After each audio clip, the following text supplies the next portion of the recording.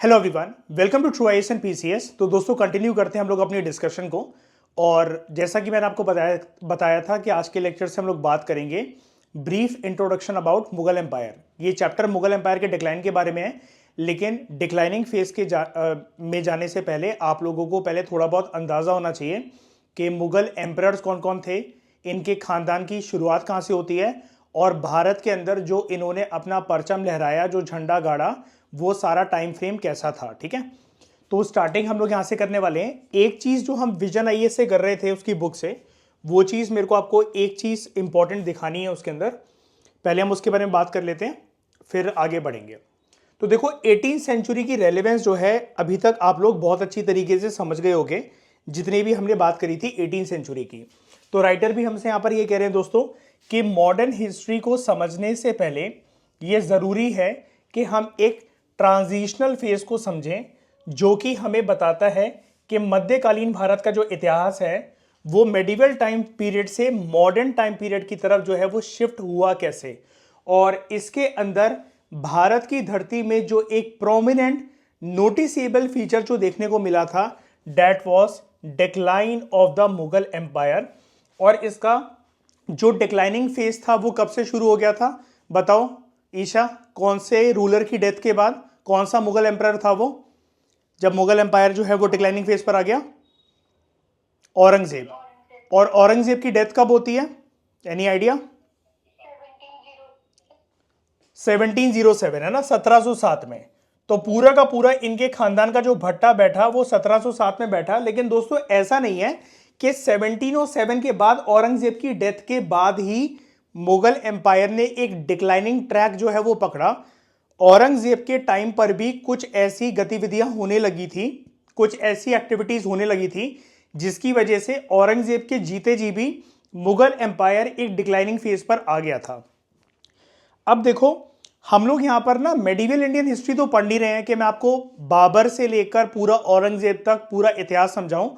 उसके लिए आप एनसीईआरटीज को पढ़ो, मेरे पूनम दलाल थिया वाले लेक्चर्स को एक्सेस कर सकते हो, या उपेंद्र सिंह जो हम सीरीज चला रहे हैं, जब उसके अंदर हम मेडिवल इंडिया के फेज की तरफ पहुंचेंगे तब वो चीजें हम डिस्कस कर लेंगे सारी की सारी। और वैसे अभी तक हम फाउंडेशन कोर्स में ये कॉम्प्रिहेंसिव तरीके से कवर कर चुके हैं। लेकिन दोस्तों यहां पर एक ना मैप गिवन है जो कि बहुत इंपॉर्टेंट है आप लोगों के लिए। And I am thankful to vision IAS team कि उन्होंने अपनी बुक के अंदर इतने अच्छे तरीके से इस मैप को डाला है। बहुत इंपॉर्टेंट मैप है, आपके बहुत सारी चीजों का जो रट्टाफिकेशन होता है उसकी मेहनत को बचा देगा ये वाला मैप। ठीक है, पहले आप इसकी हेडिंग देखिए, क्या दे रखा है यहां पर, मुगल एम्पायर अंडर औरंगजेब। 1707 तक जब तक उसकी डेथ नहीं होती है तो औरंगजेब ने अपना जो एम्पायर है, यानी कि जो टेरिटोरियल एक्सटेंट है, वो कहां तक फैला लिया था, उसको समझने के लिए ये मैप हमारे लिए काफी हेल्पफुल हो सकता है। तो हम इसको समझने के लिए क्या करेंगे, हम ना एक डायग्राम जो है यहां पर बनाएंगे। और वो डायग्राम क्या होने वाला है, जस्ट अ मिनट। हम लोग ना इसका जो टेरिटोरियल एक्सटेंट जानेंगे पूरा का पूरा, वो जानेंगे थ्रू नॉर्थ, ईस्ट, वेस्ट और साउथ में मुगल एम्पायर का अंडर औरंगजेब टेरिटोरियल एक्सटेंट था कैसा। तो अगर हम यहां पर लिखें, ये है मान लो नॉर्दर्न फ्रंटियर, ये है सर्दर्न फ्रंटियर, ये है एक ईस्टर्न फ्रंटियर, और ये है एक वेस्टर्न फ्रंटियर। और इसके अलावा इसके बीच में एक नॉर्थ वेस्टर्न वाली जगह और होगी जहां पर औरंगजेब के अंतर्गत मुगल एम्पायर्स के जो फ्रंटियर्स थे वो दौड़ते थे औरंगजेब के टाइम पर। तो उसके लिए सबसे पहले ना हम इस मैप को स्टडी करते हैं, फिर लिखते चलेंगे उन प्लेसेस को। यहां पर दोस्तों आपको सबसे पहले जो जगह दिख रही होगी वो यहां पर विजिबल होगा। सबसे टॉप पर अगर हम बात करें तो कौन सा इलाका है, यहां पर है कश्मीर। ठीक है, तो ये नॉर्दर्न एक्सेंट जो है मुगल एम्पायर का हो गया कश्मीर।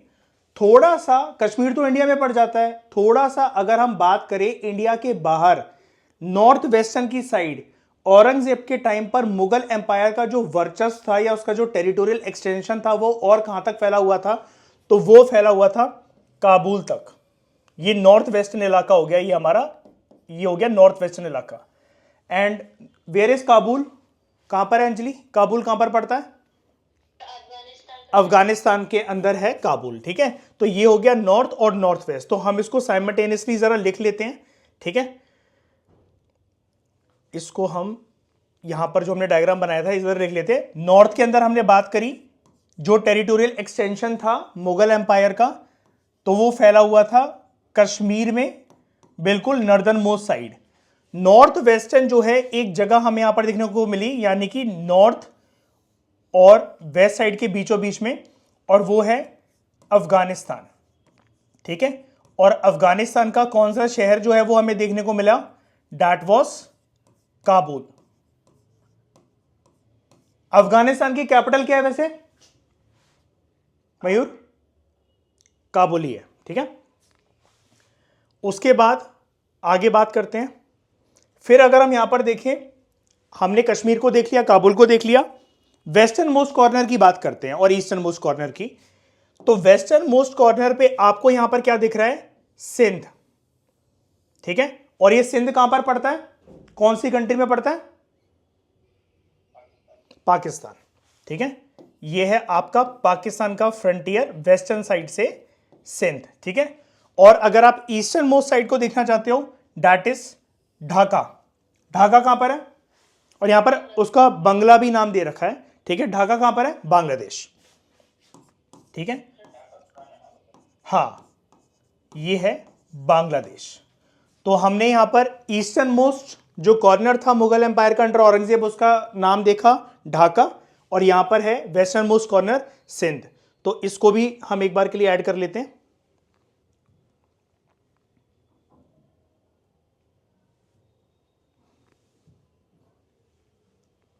ये है हमारा जो ईस्टर्न मोस्ट कॉर्नर है, दैट इज आवर ढाका, जो कि बांग्लादेश के अंदर है। ये आपको पड़ेगा बांग्लादेश के अंदर। और पाकिस्तान के अंदर वाली जो जगह हम लोगों ने देखी, ये है यहां पर वेस्टर्न मोस्ट कॉर्नर पाकिस्तान वाला। लेकिन आपको सिर्फ कंट्री स्पेसिफिक नहीं लिखना है दोस्तों, कि आप कहीं सोचो हम जो है इस आंसर में कि अगर हमसे फ्रंटियर पूछी गई है प्लिम्स के अंदर, अगर हमें आइडेंटिफाई करना है तो हम सिर्फ इंडिया, बांग्लादेश, पाकिस्तान नहीं, स्पेसिफिक जगह जो है वो हिस्ट्री में इंपॉर्टेंस रखती है। ठीक है, नॉर्दर्न मोस्ट साइड इंडिया की तरफ से Kashmir, north western side Afghanistan का शहर Kabul, western most side Pakistan के अंदर हमने बात करी सिंध। ठीक है, और ईस्टर्न मोस्ट साइड ढाका के अंदर, बांग्लादेश के अंदर ढाका। अब सदर्न मोस्ट साइड की दोस्तों अगर हम लोग बात करें, तो सदर्न मोस्ट साइड पर आपको जो जगह देखने को मिलेगी वो देखने को मिल रही है यहां पर आरकोट। और सर्च करके मुझे बताना आप लोग भी, ठीक है, और फाउंडेशन कोर्स के स्टूडेंट्स आप भी, कि आरकोट पड़ता कहां पर है, आज के समय में है कहां पर आरकोट। ठीक है, कौन से स्टेट का पार्ट है आरकोट, जानते हो वैसे, अभी जानते हो अंजलि, मयूर?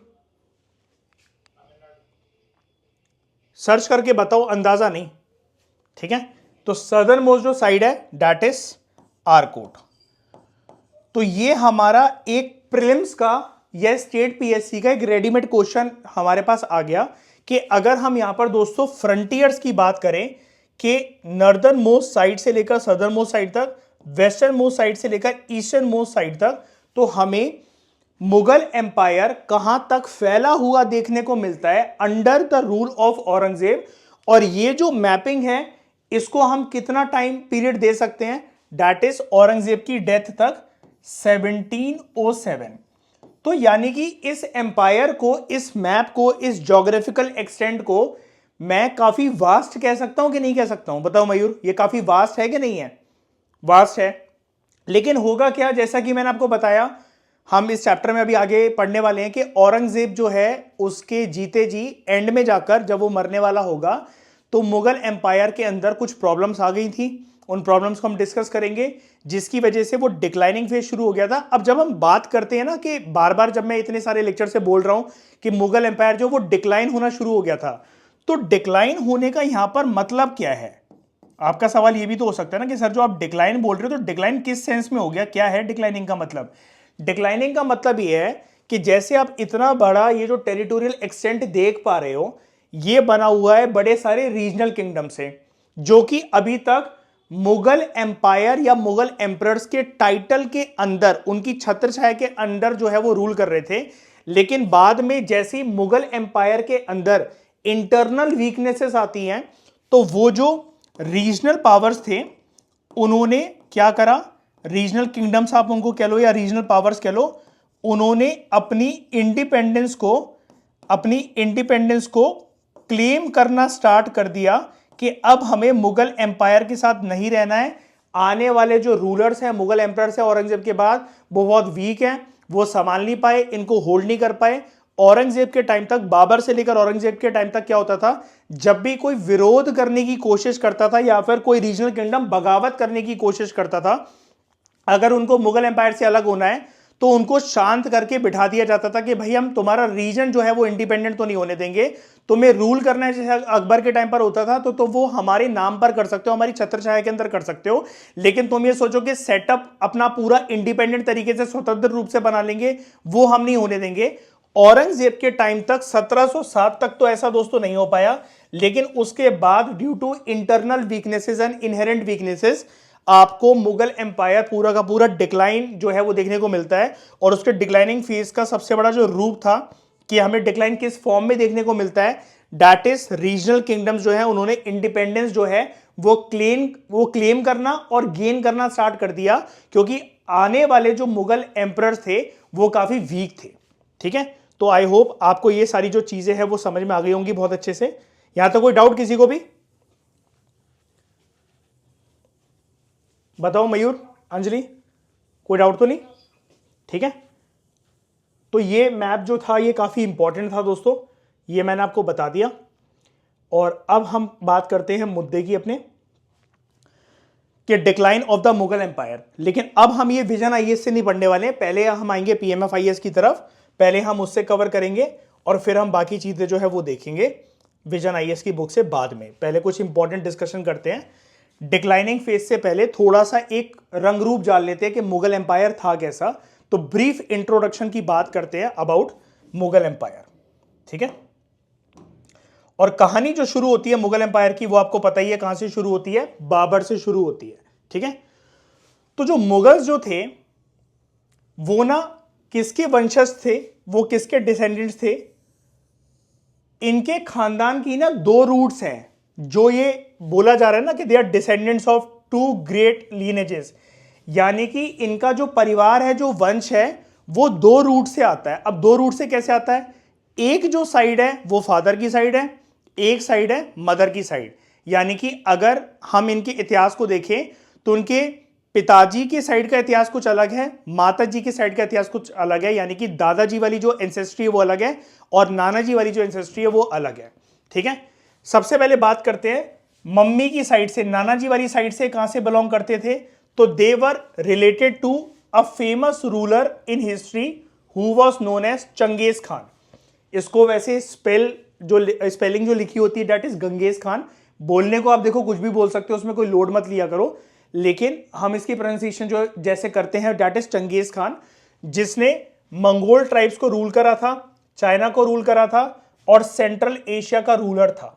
ठीक है, अगर हम बात करें अपने फादर की साइड पर ये कहां से रिलेटेड थे, तो देवर वंशज ऑफ तिमूर।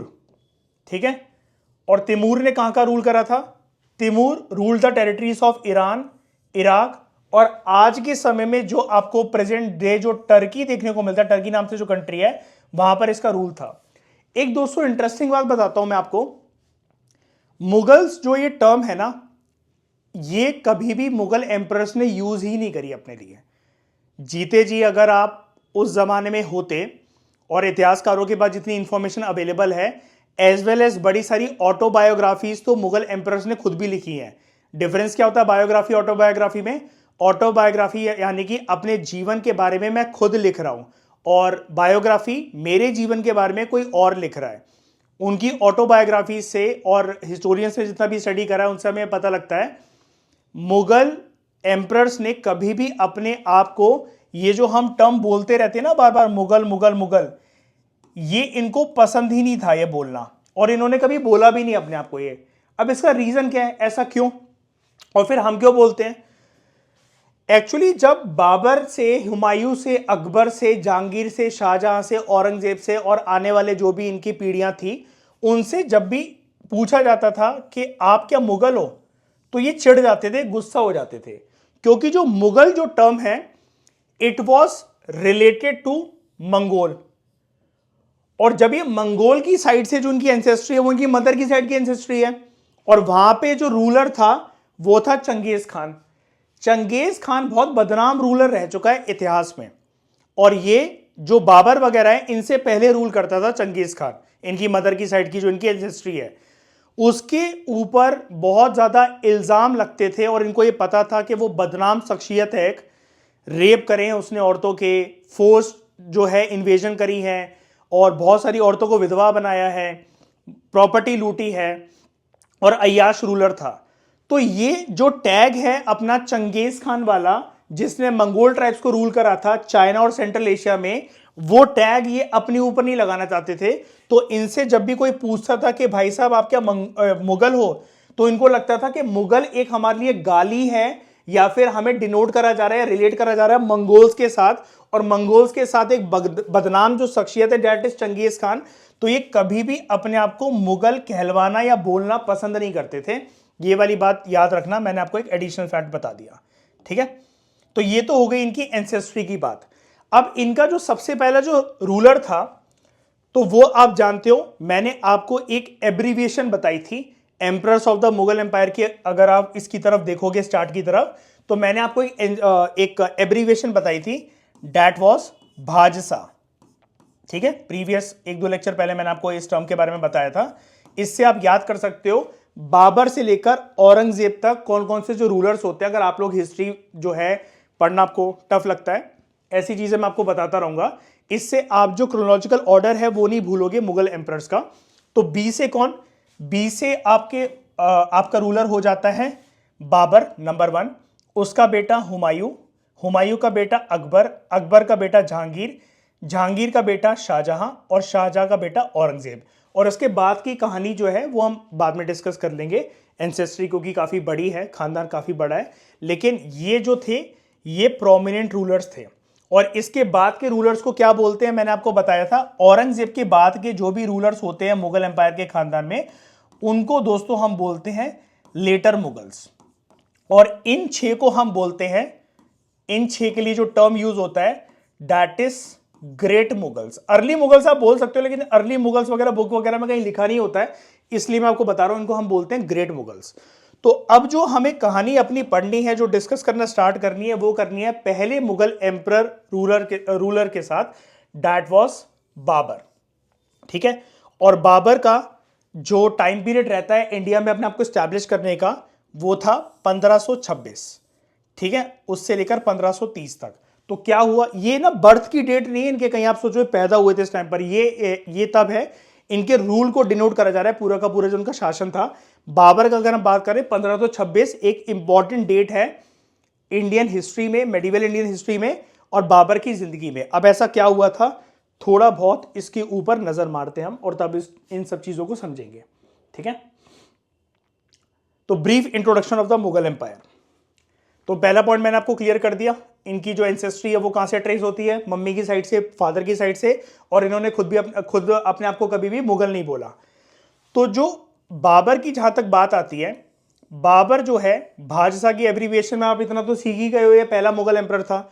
तो he was the first Mughal emperor जिसका कार्यकाल जो चलता है 1526 से लेकर 1530 तक चलता है, ठीक है। अब क्या होता है, इंडिया ये एकदम से नहीं आया, और इंडिया घुसने में, इंडिया की तरफ घुसपैठ करने में इसकी कोई रुचि नहीं थी, कोई इंटरेस्ट नहीं था।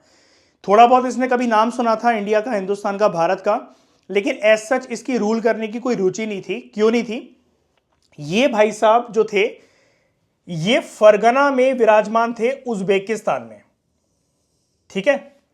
अपने पिताजी के बाद बनी बनाई जो गद्दी बाबर को मिली थी वो उज्बेकिस्तान के शहर फरगना में मिली थी, ठीक है। ये आराम से वहां पर रूल कर रहा था, लेकिन इंडिया में इसका आगमन होता कैसे, उसके पीछे इसकी लाइफ की एक इंटरेस्टिंग कहानी जो है दोस्तों, वो मतलब हमें जाननी पड़ेगी। फरगना में, उज्बेकिस्तान में फरगना पे इसको गद्दी मिलती है, और जो कि इसकी वंश वाली गद्दी थी, यानी कि इसके पापा वगैरह, दादाजी वगैरह यहीं रूल करते थे, ठीक है। और वो उसको कब मिली, 1494 के अंदर, जब ये सिर्फ 12 वर्ष का था, ठीक है। लेकिन क्या होता है, इसके फादर वगैरह की डेथ हो जाती है और खानदान में इसका जो रूल था जब ये फरगना में था उज्बेकिस्तान में, तो बहुत बड़ी इसकी कोई फोर्स वगैरह नहीं होती है और इंस्ट्रक्शन देने के लिए इतनी बड़ी कोई उम्र नहीं थी, इतना बड़ा कोई दिमाग नहीं था, क्योंकि आप देख ही सकते हो 12 साल का था। और उस टाइम पर एक घटनाक्रम हो जाता है उज्बेकिस्तान के शहर फरगना में।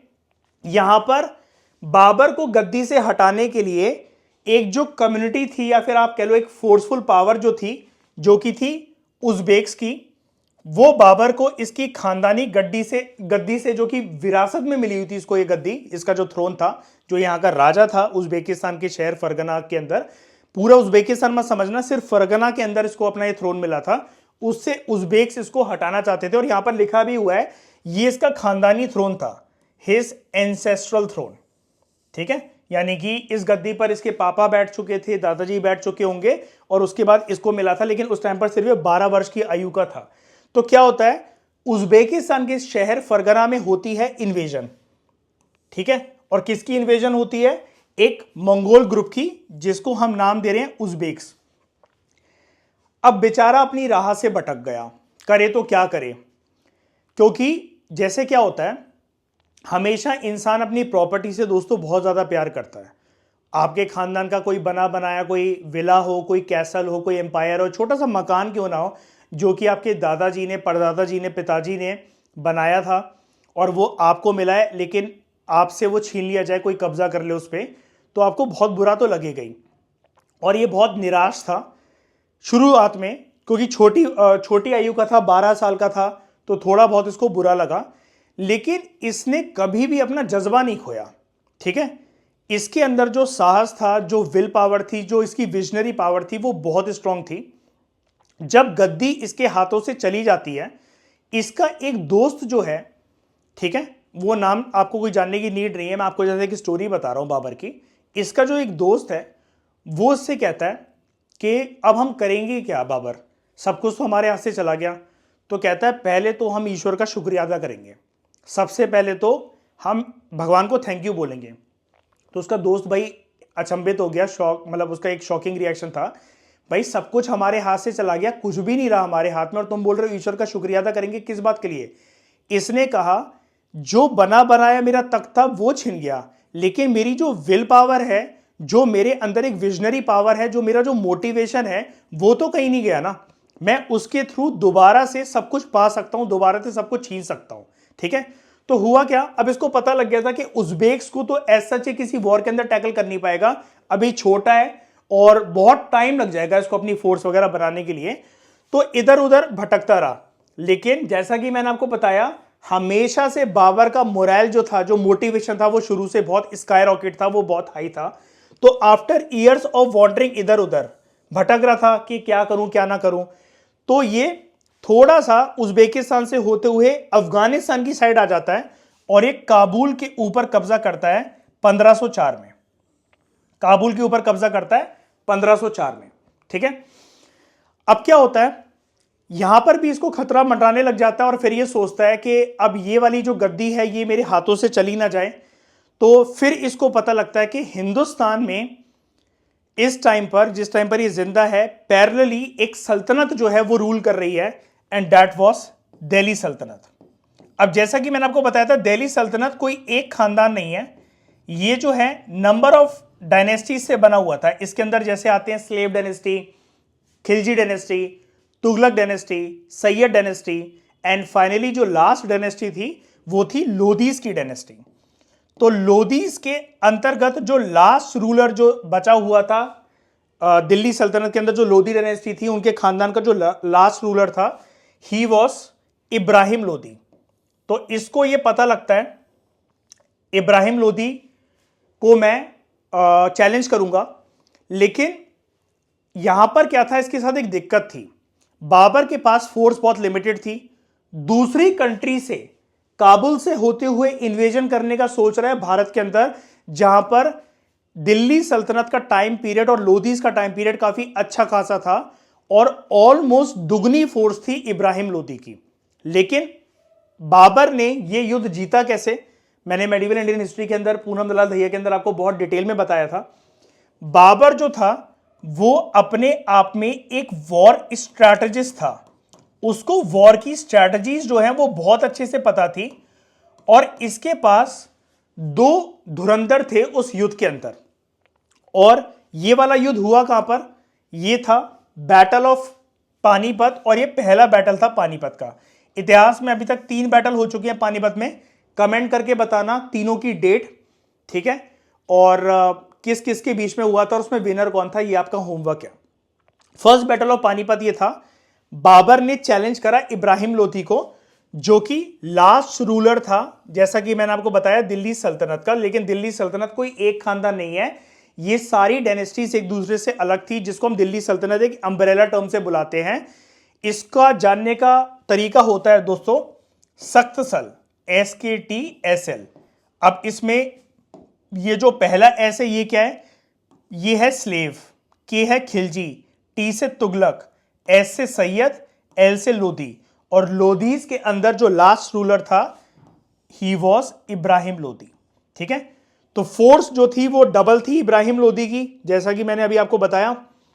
और बाबर जो था उसके पास एक एडेड एडवांटेज ये था कि वो एक वॉर स्ट्रैटेजिस्ट था, और इस युद्ध के अंदर उसके पास 2 धुरंधर थे, तीर कमान चलाने वाले बहुत अच्छे योद्धा थे दोस्त के पास।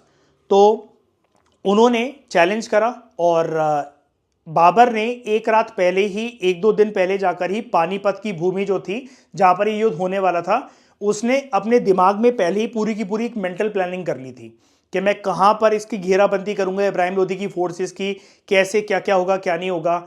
और उसकी एक स्ट्रैटेजी तो थी बाबर की, वो फिर निकल कर आई, जिसके बारे में हमें बाबरनामा में पता लगता है, जो कि एक ऑटोबायोग्राफी थी बाबर की। और वो इब्राहिम लोधी से अपनी स्ट्रैटेजी के अकॉर्डिंग युद्ध जीत जाता है, जो कि हुआ था गठित पानीपत के अंदर। और ऐसे कर कर तिरंगा लहराता है, झंडा परचम गढ़ता है मुगल एम्पायर का भारत के अंदर। तो आपने इस स्टोरी से इतना तो जान ही लिया होगा कि बाबर जो था वो इंडिया में रूल करने के लिए इंटरेस्टेड नहीं था, लेकिन उसके पास कोई ऑप्शन नहीं था। खानदानी गद्दी जो तख्त था उज्बेकिस्तान के अंदर फरगना, वहां से निकाला गया, काबुल आया तो वहां पर भी खतरा मंडराने लगा। लेकिन ये इतना कुछ अचीव कैसे कर पाया बाबर? कई लोग मुझसे पूछते हैं कि सर यूपीएससी के सिलेबस में ये हिस्ट्री वगैरह का इतना कुछ फालतू का सिलेबस होता है, क्या पढ़ने की नीड है, इससे हम सीखेंगे क्या?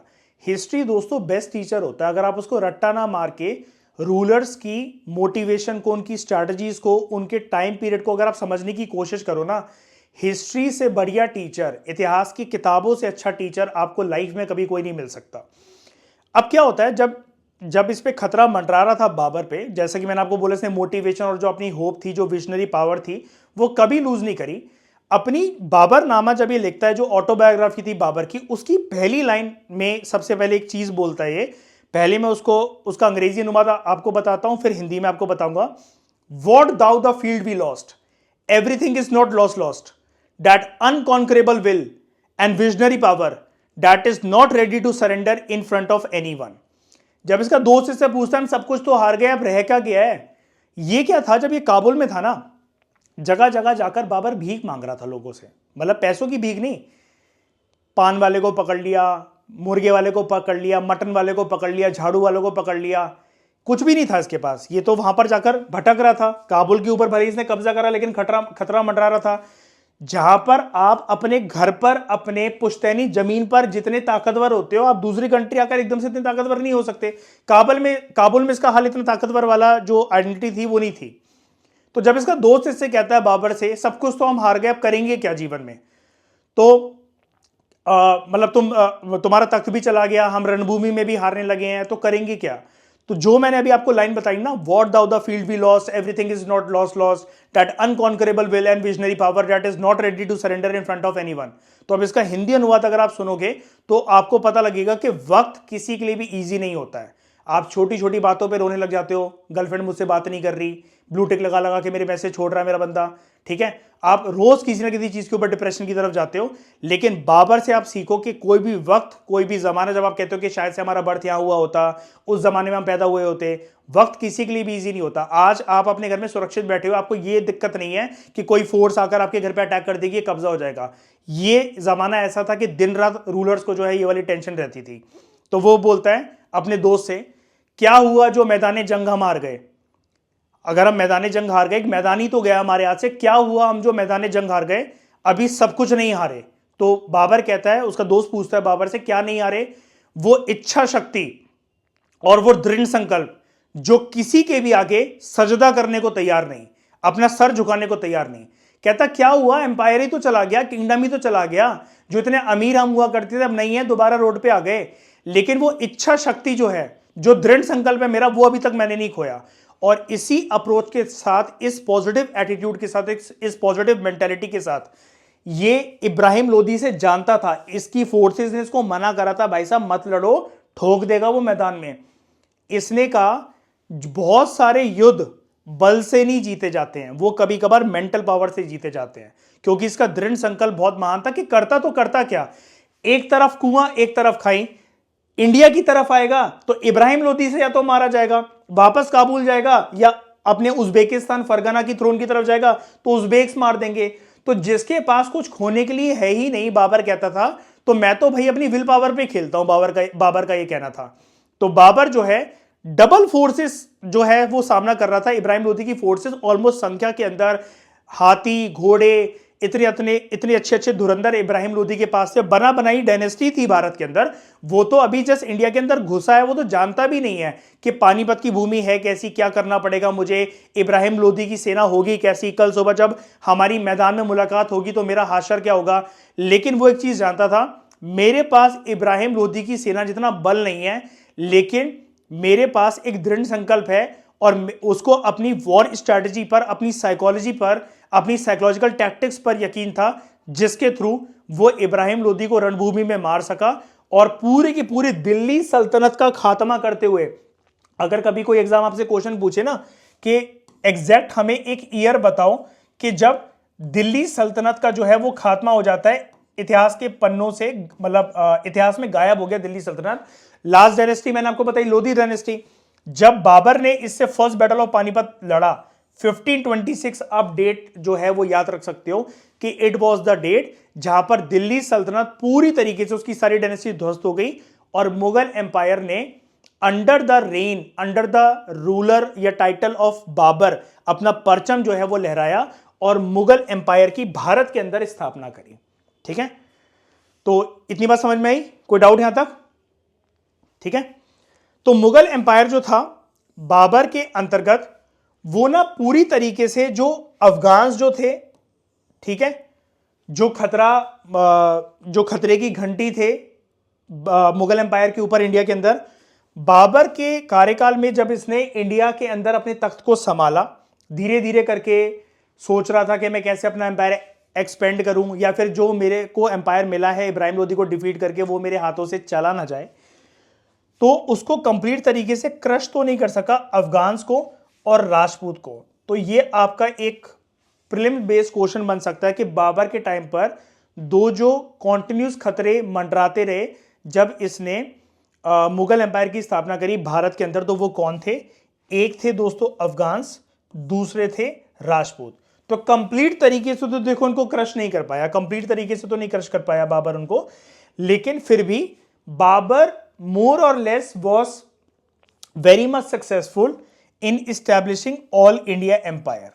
ठीक है, यानी कि हम ये कह सकते हैं कि 1526 के बाद जब 1530 तक का जो कार्यकाल आता है बाबर का, जब अंत होने वाला होता है जीवन का, उससे पहले वो ऑल इंडिया एम्पायर बनाकर विरासत में देने के लिए छोड़ गया था अपने बेटे हुमायूं के लिए।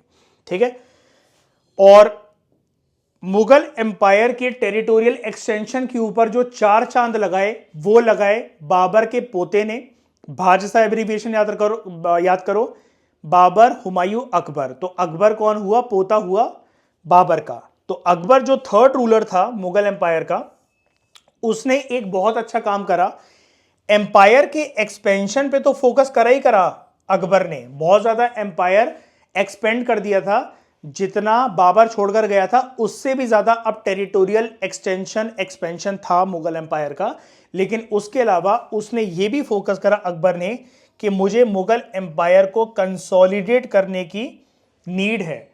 ऐसा नहीं होना चाहिए, अकबर ये सोचता था कि मैंने यहां पर भी कब्जा करा, वहां पर भी कब्जा करा, ये भी छीन लिया, वो भी छीन लिया, लेकिन कल को अगर रीजनल किंगडम्स ने विरोध करना स्टार्ट कर दिया और धीरे धीरे करके सब कुछ मेरे हाथों से रेत की तरह अगर छिनता चला जाएगा, तो उस कंसोलिडेशन, उस एक्सपेंशन का कोई मतलब नहीं है। तो उसने कंसोलिडेट भी करा। अब कंसोलिडेशन की जो अकबर की पॉलिसीज है हम उनको बाद में पढ़ेंगे, और मेडिवल इंडिया के अंदर तो अंडर मुगल एम्पायर वाले चैप्टर में आपको पढ़ा चुका हूं, लेकिन शॉर्ट में मैं आपको दो चीजें बता देता हूं। किसी किसी के साथ बहुत इसने पीसफुल अप्रोच अपनाई, ठीक है। जैसे राजपूतों के साथ जब रिश्ते बिगड़ने लगे, अकबर ने सोचा राजपूतों को हराना इतना आसान नहीं है।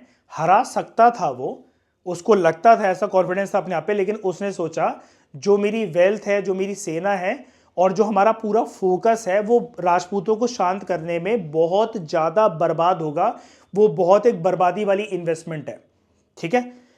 तो उसने क्या करा, राजपूतों के साथ पीसफुल अप्रोच अपनाई। कैसे? जोधा उसकी वाइफ थी, वो एक राजपूताना खानदान से थी, और जब जोधा से उसकी शादी हुई और राजपूतों को उसने अपने सेना के अंदर और इंपॉर्टेंट पोजीशन पर भर्ती करना स्टार्ट कर दिया था।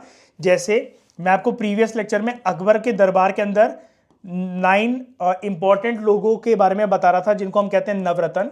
तो उनमें से जो काफ़ी ज़्यादा जो नवरत्न जो संख्या जो थी वो राजपूतों की थी। जैसे उसमें से आपने एक सुना होगा नाम, आप जब बचपन में होगे तो आप एक कार्टून देखते होगे शायद से, अकबर के बीरबल, है ना। तो जो बीरबल था वो भी एक राजपूत था, है ना। तो इसको भी इंपॉर्टेंट प्लेस दी, और भी लोग थे, ठीक है। तो एक तो पीसफुल अप्रोच थी, और दूसरी अप्रोच थी कैसे, जो लोग प्यार की भाषा नहीं समझ रहे तो अकबर उनको मारता था जूते, यानी कि उनको वॉर में शांत करा जाता था, वॉर में हराया जाता था, ठीक है। तो ऐसे करके इसने अपना एम्पायर जो है अकबर के टाइम पर मुगल एम्पायर एक्सपेंड हुआ, ठीक है। उसके पॉलिटिकल फ्रंटियर्स जो थे वो एक्सटेंड हुए, और मुगल एम्पायर एक इंपॉर्टेंट फैक्टर बन गया इंडियन पॉलिटिक्स में इस जमाने में, मध्यकालीन भारत के इतिहास के अंदर, ठीक है। तो आई होप आपको ये सारी बातें जो हैं वो समझ में आई होंगी, सारी चीज़ें क्लियर हुई होंगी। यहाँ तक कोई डाउट? मयूर, अंजलि, नहीं ना, ठीक है। थोड़ी सी बात आगे हम और कर लेते हैं ज़रा। अब देखो यहाँ पर इंफॉर्मेशन इतनी ज़्यादा अवेलेबल नहीं है, जैसा कि मैं आपसे कह रहा हूँ दोस्तों, ये मॉडर्न इंडिया की बुक है, ये मेडिवल इंडिया की बुक नहीं है। इसका इतिहास अगर आपको जानना है तो स्टिक टू पूनम दलाल दहिया की जो एंशिएंट मेडिवल की बुक आती है कंबाइंड, या फिर एनसीईआरटी, ठीक है। जितना मैं आपको बता सकता था यहाँ पर जो इन्फॉर्मेशन अवेलेबल है बाबर से लेकर अकबर वगैरह के बारे में, वो शॉर्ट में मैंने आपको बता दी। फिलहाल हम बात करते हैं जहाँ से हमें मॉडर्न इंडिया का अपना चैप्टर स्टार्ट करना है, decline of the Mughal empire वाला जो टॉपिक है। उससे पहले हमें पढ़ना पड़ेगा थोड़ा सा औरंगजेब के बारे में, ठीक है। औरंगजेब का नाम जो है, एक नाम आप याद रखना, इसको अलामगीर वन भी बोलते थे, और इसका जो टाइम पीरियड है दैट इज फ्रॉम 1658 टू 1707। 1707 में औरंगजेब की हो जाती है मृत्यु, उसकी डेथ हो जाती है, ठीक है। तो औरंगजेब जो था वो 6th एम्परर था मुगल डायनेस्टी का। 6 कैसे? भाजसा को याद करते हैं, बाबर, हुमायूं, अकबर, जहांगीर, शाहजहां, औरंगजेब। तो अगर हम इसको नंबर दें 1 2 3 4 5 6, तो छठा है औरंगजेब, ठीक है। तो ये आपको क्लियर हो गया होगा। बार बार मैं इसलिए बता रहा हूं ताकि आपको याद हो जाए दिमाग में, ये जो भाजसा वाला जो एब्रीविएशन है आपके बस जाए। तो औरंगजेब 6th एम्परर था मुगल डायनेस्टी का। इसने 1658 से लेकर 1707 तक इसने रूल करा, जब तक इसकी डेथ नहीं हो जाती है। लेकिन औरंगजेब जो था ना वो अकबर जैसा नहीं था। जो मैं आपको बता रहा था ना कि लेटर मुगल्स जो थे उनके टाइम पर तो मुगल एम्पायर पूरे का पूरा डिक्लाइन होता हुआ चला गया, लेकिन गलतियां जो थी वो औरंगजेब ने स्टार्ट करी। औरंगजेब एक बहुत ही ज्यादा क्रूर शासक माना जाता है इतिहासकारों के द्वारा, इतिहास के पन्नों में इसकी छवि बहुत खराब है। अकबर जो था वो बिल्कुल इससे अपोजिट था, औरंगजेब अकबर से बिल्कुल अपोजिट था, ठीक है। क्या गलतियां करी औरंगजेब ने? इसने सबसे पहले तो रिलीजियस इंटॉलरेंस की पॉलिसी अपनाई, यानी कि अगर ये इंपॉर्टेंट पोजीशन पर किसी को भर्ती कर रहा है अपनी डायनेस्टी में, वो मुसलमान होगा। हिंदू से नफरत करना, उन पे पिलग्रिमेज टैक्स लगाना, और हिंदूज को मतलब मारना काटना। मंदिर जो है इसने बड़े सारे क्लोज करवा दिए, मंदिरों को लुटवाया। तो रिलीजियस इंटॉलरेंस की पॉलिसी जो इसने अपनाई, तो अभी तक अकबर ने इतना जो संभाल कर रखा हुआ था, इवन अकबर के बाद तक, शाहजहां तक, कि राजपूतों के साथ कितने अच्छे रिलेशंस थे, हिंदूज के साथ कितने अच्छे रिलेशन थे, औरंगजेब ने उस पे पूरा का पूरा जो है कालिक पोत दी, कलंकित कर दिया अपने परिवार को, जो कि अकबर ने स्टार्ट करा था रिलीजियस टॉलरेंस की पॉलिसी। इसने उसका चेहरा ही चेंज कर दिया, रिलीजियस इंटॉलरेंस की पॉलिसी अपना ली। और अभी मैं आपको कंसिलिएशन की अप्रोच बता रहा था अकबर की, औरंगजेब की अप्रोच बिल्कुल उससे अलग थी, नॉन कंसिलिएशन की पॉलिसी। यानी कि अगर लड़ाई हो गई है ना किसी से, तो इसके दिमाग में इसमें इतनी बुद्धि नहीं थी कि भाई हमारा पैसा खर्च होगा, लोग मारे जाएंगे, पूरा फोकस जो है वहां पर शिफ्ट हो जाएगा, फिर दूसरे दुश्मन हावी हो जाएंगे। नहीं भाई, मैं तो लड़ूंगा, कुछ भी हो जाए मैं तो लड़ूंगा, मैं तो मारूंगा, मैं तो काट दूंगा। ये पीसफुल वे में बैठकर बातचीत करने में कोई भरोसा नहीं रखता था। नॉन कंसिलेशन की इसकी पॉलिसी थी। टॉलरेंस जिसमें है ही नहीं, रिलीजियस टॉलरेंस नहीं है जिसमें, तो वो बैठकर बातचीत क्या ही करेगा। तो इस प्रकार का कुछ ये कमीना व्यक्ति था, और इसने बिल्कुल भी कोशिश नहीं करी कि ये शांतिपूर्वक रिश्ते इंप्रूव करे दूसरे रूलर्स के साथ, जो कि अभी तक शाहजहां के टाइम पीरियड तक, बाबर से लेकर शाहजहां के टाइम पीरियड तक मेंटेन होते हुए आते थे मुगल एम्पायर में। उन लोगों का ये एटीट्यूड जो था कि रिलीजियस टॉलरेंस वाला, बाबर से लेकर शाहजहां तक की मैं बात कर रहा हूं, तो मुगल रूलर्स का जो एटीट्यूड था कि रिलीजियस टॉलरेंस की पॉलिसी, कंसिलिएशन की पॉलिसी, पीसफुल अप्रोच की पॉलिसी। इवन आप कंसिलिएशन में इस पॉलिसी को भी शामिल कर सकते हो, जो मैं जोधा अकबर की शादी की बात बता रहा था ना, तो आप इसको ऐसा भी कह सकते हो कि मैरिज रिलेशंस जो हैं उनके थ्रू पीसफुल जो है रिश्ते बनाकर रखना अपने दुश्मनों के साथ। फिर दुश्मनी किसी बात की, जब कोई मतलब दो घर परिवारों के बीच में शादी अगर हो गई। लेकिन औरंगजेब बिल्कुल इनसे अलग था। औरंगजेब का एटीट्यूड जो था वो बिल्कुल जो पुराने मुगल एम्परर थे उनसे बिल्कुल अलग था। अब औरंगजेब की जो पॉलिसीज थी वो काफी हार्मफुल थी मुगल एम्पायर के लिए, क्योंकि मुगल एम्पायर के इससे पहले, शाहजहां तक, इससे पहले इतने दुश्मन कभी पैदा नहीं हुए थे जो औरंगजेब ने बना लिए थे अपने दुश्मन। एटीट्यूड ही क्योंकि इतना नेगेटिव है, रिलीजियस इंटॉलरेंस है, बैठकर बातचीत किसी के साथ करनी नहीं है, मुस्लिम रूलर्स को भर्ती करना है, हिंदूज के मंदिरों को लूटना है। तो भारत में इसके खिलाफ एक ऐसा माहौल बनने लगा था कि भाई ये रूलर बेकार है, हमें इसके साथ काम नहीं करना, जितनी दूर हो सकता है भाई इनके जो किंगडम है या उससे दूर ही जाओ। लेकिन उसकी हार्मफुल पॉलिसीज के अलावा, ठीक है, मतलब इसके हार्मफुल पॉलिसीज के होते हुए भी, उसके बावजूद भी जो मुगल एडमिनिस्ट्रेशन जो था, ठीक है, वो फिर भी एफिशिएंट था। यानी कि भले ही इसने कोई भी स्ट्रैटेजी यूज करी हो, साम दाम दंड भेद, मारना पीटना, इज्जत लूटना, किसी की भी कुछ भी इसने करा हो, लेकिन फिर भी मुगल एडमिनिस्ट्रेशन को इसने बहुत संभाल कर रखा। एंड मोर और लेस इसके टाइम पीरियड पर जो रेवेन्यू आता था ना यहां पर तिजोरी के अंदर, तो ये एक प्रॉफिटेबल पोजीशन पर काफी सारे सालों तक रहा। लेकिन बाद में वो प्रॉफिट भी हाथ में से जैसे रेत फिसलती है वैसे फिसलने लग जाएगा, और उसके रीजंस हम जानेंगे फर्दर क्लासेस के अंदर। और औरंगजेब के अंतर्गत इसके रूल की छत्र छाया में जो मुगल आर्मी जो थी वो बहुत ही ज्यादा स्ट्रांग थी, क्योंकि इसने भर्ती जो कर रखा था वो चुन चुनकर लोगों को कर रखा था, और ये बिल्कुल भी किसी भी तरह की गलती को एक्सेप्ट नहीं कर सकता था कि भाई किसी आर्मी वाले से या जो भी ऑफिसर्स इसने रख रखे उससे गलती हो गई, ये बर्दाश्त नहीं करता था। तो उसके डर की वजह से सब लोग बहुत स्ट्रिक्ट रहते थे, अटेंटिव पोजीशन पर रहते थे, ठीक है। और जब तक इसकी डेथ नहीं हो गई 1707 में, तब तक ये पूरा का पूरा मुगल एम्पायर के अंदर जो भी ये चल रहा है वो चलता रहा, ठीक है। उसके बाद एक दो लाइनें और हैं इसके बारे में। औरंगजेब जो है उसने एक वास्ट एम्पायर बनाया नहीं था, इनहेरिट करा था, ठीक है। मतलब जितना एक्सपेंशन हो रखा था एम्पायर का वो तो विरासत में ऑलरेडी मिला था ना। बाबर ने खींचा एम्पायर को, अकबर ने एपेक्स पॉइंट पे पहुंचा दिया, आगे जाके जब रूलर्स हुए जहांगीर, शाहजहां, उसके बाद से इसको विरासत में मिल गया। लेकिन फिर भी ये और ज्यादा एक्सपेंड करना चाहता था, और यहीं से ये इसकी सबसे बड़ी गलती साबित हुई, पॉलिसी ऑफ एक्सपेंशन। अब आप खुद सोच के देखो दोस्तों, अकबर जब अपने एम्पायर को एक्सपेंड कर रहा था उसको ये पता था, मैंने आपको बताया, एक्सपेंशन के अलावा अकबर ने जो एक चीज पर बहुत ज्यादा फोकस करा, वो फोकस करा एम्पायर की कंसोलिडेशन पर। एम्पायर की कंसोलिडेशन पर। जस्ट अ मिनट,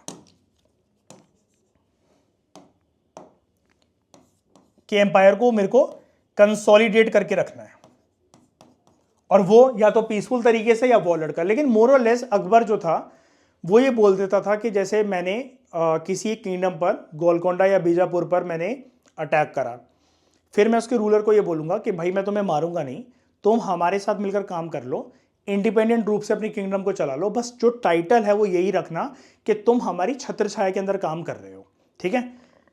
तो वो मान जाते थे। लेकिन औरंगजेब की अप्रोच जो थी, मैंने आपको बताया अभी प्रीवियस स्लाइड के अंदर, वो थी रिलीजियस इंटॉलरेंस की, नॉन कंसिलिएशन की। तो जब ये फोकस करेगा अपने एक्सपेंशन की पॉलिसीज पर, और जब आप में रिलीजियस टॉलरेंस वाला एटीट्यूड नहीं है, बैठकर बातचीत करने वाला एटीट्यूड नहीं है, आप किसी को भी काम नहीं करने देना चाहते अपनी छत्रछाया के अंदर, सामने वाला रीजनल किंगडम का जो रूलर है वो मान रहा है आपकी छत्रछाया में काम करने के लिए, लेकिन भाई आप उसकी गर्दन काट दे रहे हो, आप जो है आपकी जो फोर्सेस हैं वो हिंदू औरतों का रेप कर रही है, मंदिरों को लूट रही है, आपको कोई दिक्कत ही नहीं हो रही है, तो और ज्यादा अपना एम्पायर एक्सपेंड करोगे, लेकिन साथ देने वाला कोई है ही नहीं, हर कोई आपसे नफरत करता है। आप उनके एरिया में अपनी फोर्सेस को पहुंचाओगे, थोड़े टाइम के लिए वो डरे समय, जो डरे सहमे हैं जो वो बैठ जाएंगे, बाद में तो विरोध करेंगे ही करेंगे कैसे भी करके। तो इसने गलती ये करी, इसकी फोर्सेस ने नई नई टेरिटरीज को जो जो दोस्तों वो है उसको कॉन्कर करना स्टार्ट करा, और ये साउथ तक बहुत ज्यादा पहुंच गया, जैसे बीजापुर और गोलकोंडा, और एटीट्यूड बिल्कुल नेगेटिव है।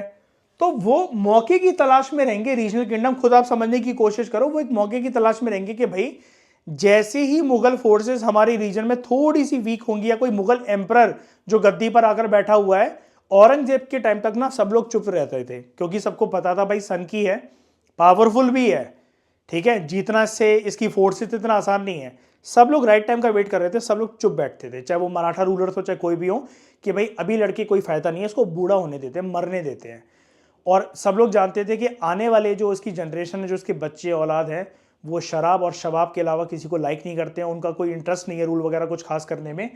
तब हम देख लेंगे इसको, जो भी इन्होंने हमारे साथ करा है अत्याचार वगैरह, तब हम पूरा का पूरा बदला लेंगे अपना। और नॉर्थ ईस्ट में भी अपने मुगल एम्पायर के फ्रंटियर्स को उसने एक्सपेंड करने की कोशिश करी। लेकिन दिक्कत यही है ना, इतना बड़ा मुगल एम्पायर जो है वो पहले ही इतना फैला हुआ है, तुम और इसको फैला रहे हो, तो दिक्कत यहीं से शुरू होती है। पहली दिक्कत थी, आप इसको कह सकते हो, मुगल एम्पायर ना ऐसे करके दोस्तों टॉप पर जा रहा था, तो जो उसका टॉप है ना वो लग चुका था अब एक तरीके से। अब इसके बियॉन्ड जो इसने इस बबल को बड़ा बनाने की कोशिश करी ना, यानी कि बबल की जो मैं बात कर रहा हूं, यानी कि एक्सपेंशन की पॉलिसी, वो बबल यहां से ब्लास्ट हो गया और मुगल एम्पायर का खात्मा शुरू हो गया। मुगल एम्पायर जो है वो डाउन ट्रेंड में शिफ्ट हो गया, ठीक है। तो इतने बड़े एम्पायर को गवर्न करना एक सेंट्रल अथॉरिटी के बस की बात थी नहीं, कि भाई तुम कहां बैठे हो, तुम तो बीचों बीच में बैठे हो, दिल्ली में बैठे हो, अब तुम सारी जगह पर निगाह मारते हुए कैसे किस किस को संभालोगे, विरोध यहां हो रहा है, वहां हो रहा है, इधर हो रहा है, उधर हो रहा है, इतनी फोर्सेस को कहां तक तैनात करोगे। और एटीट्यूड भाई साहब आपका अच्छा है नहीं, बात करने की तमीज है नहीं, किसी से प्यार से बात करते नहीं हो, हमेशा किसी को मारना, सिखों के गुरु को मार दिया, ठीक है, तो कौन ही ट्रस्ट करेगा ऐसे रूलर पर, ठीक है। तो इसकी वजह से मुगल एम्पायर का जो डिक्लाइनिंग फेज है वो शुरू हो गया इसके टाइम पीरियड में। और इसकी डेथ के बाद क्या हुआ, जो इसके सक्सेसर थे, जो आने वाले जो वंशज जो थे, they were unable to maintain the unity of the vast empire, क्योंकि बाप इतना, औरंगजेब मतलब इनका बाप हुआ ना, जो भी नेक्स्ट रूलर आएगा, तो वो कलंकित इतना करके गया हुआ था कि कोई ट्रस्ट ही नहीं करता था मुगल एम्पायर पर या मुगल एम्पायर्स पर, और वास्टनेस बहुत कर दी थी एम्पायर की, सबको संभाल कर रखना, सबको एक धागे में पिरोकर रखना वो बहुत मुश्किल हो गया था। अल्टीमेटली इसका डाउनफॉल होता चला गया 1857 तक मुगल एम्पायर का। और फिर आप जानते ही हो 1857 में जब हम बात करते हैं म्यूटिनी की, रिवोल्ट ऑफ 1857 की, फर्स्ट वॉर ऑफ इंडिपेंडेंस की, तब उस टाइम पर बहादुर शाह जफर टू को जो है लास्ट रूलर था, और उसके बाद उसको आजीवन कारावास के अंदर जो है पेंशनर बनाकर बाद में डाल दिया था ब्रिटिशर्स ने, और पूरा का पूरा मुगल एम्पायर जो है उसका खात्मा हो गया था। फिर कोई एफिशिएंट रूलर नहीं बचा था, हमें इतिहास के अंदर कोई देखने को मिलता नहीं है। यहाँ तक औरंगजेब की कहानी दोस्तों हमने डिस्कस कर ली। अगले लेक्चर से जो हम बात करेंगे वो करेंगे लेटर मुगल एम्परर्स की और उनकी पॉलिसीज की, कि औरंगजेब के बाद जो भी मुगल एम्परर्स आए, जैसा कि मैं आपको एक दो लेक्चर से लगातार बता रहा हूं कि वो शराब और शबाब के अंदर डूबे हुए थे, धूम्रपान मदिरा यही सब करना उनकी हॉबी थी, रुचि थी। उसके चलते किन किन लोगों ने उनका फ़ायदा उठाया, मुगल एम्परर्स का, खुद के लोगों ने जो कि एम्पायर के अंदर उनके काम करते थे, उनके ऑफिशियल्स, और जो रीजनल किंगडम्स वगैरह जिनको ऊपर एक शिकंजा कस रखा था औरंगजेब ने, उन रीजनल किंगडम्स ने अपने इंडिपेंडेंस को क्लेम करना कैसे स्टार्ट करा। ठीक है, ये जो चार्ट है ये हम धीरे धीरे करके कवर करेंगे, जैसे हम अलग अलग मुगल एम्परर्स के बारे में पढ़ते चलेंगे। अभी के लिए अगर आप देखो तो इतने रूलर्स को अभी तक आप मेरी डिस्कशन में जान चुके हो। बाबर के बारे में आप जान गए, हुमायूं के बारे में, अकबर के बारे में, ठीक है, जहांगीर, शाहजहां, औरंगजेब। तो अगले लेक्चर से जो हम अपनी कहानी स्टार्ट करेंगे वो होगी औरंगजेब के बाद के रूलर से जो उसकी पीढ़ी होगी, और जो तख्त पर आके बैठेगा 3 महीने के लिए आएगा ये आजम शाह। जैसा कि आप देख सकते हो, ये देखो मार्च से लेकर जून तक, ईयर वही है 1707। लेकिन जिसका कार्यकाल बड़ा होगा, ठीक है, ये बेटे थे, औरंगजेब के बेटों के बीच में लड़ाई होने लग गई थी, और जो बूढ़ा बेटा था बहादुर शाह वो तख्त पर आता है, और लगभग ये 65 साल का था जब ये तख्त पर आकर बैठा। ठीक है, 1707 से लेकर 1712 तक इसका रूल चलेगा। तो ये पूरी कहानी जो है, यानी कि लेटर मुगल्स की जो डिस्कशन है, इसको हम करेंगे अगले लेक्चर में कंटिन्यू। तो इस डिस्कशन में दोस्तों फिलहाल इतना ही। Thank you very much for discussion.